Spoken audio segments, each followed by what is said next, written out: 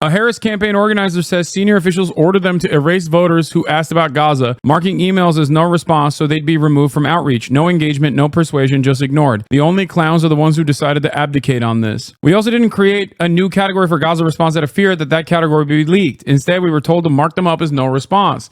The organizer said, faulting top Harris campaign leaders for failing to address the issue.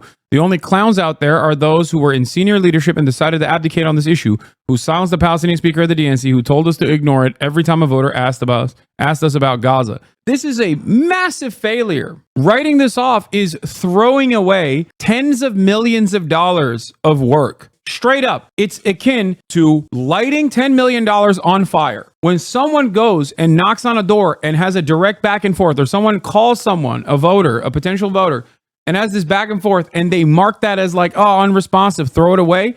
You're literally throwing data away.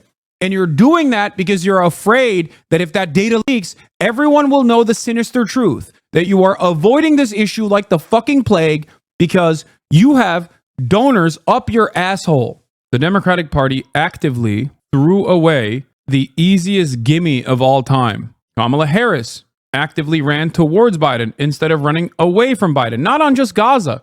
Gaza is one issue. It's a significant one, but it's one issue. What is important about Gaza is that it demonstrates a couple things. It is a microcosm of the problem at the heart of the Democratic Party, which is their inability to listen to the actual voters, no matter how hard, no matter how loud those voters are yelling. Their inability to do the bidding of voters and doing everything they can to defend their benefactors, their corporate donors, their party boosters.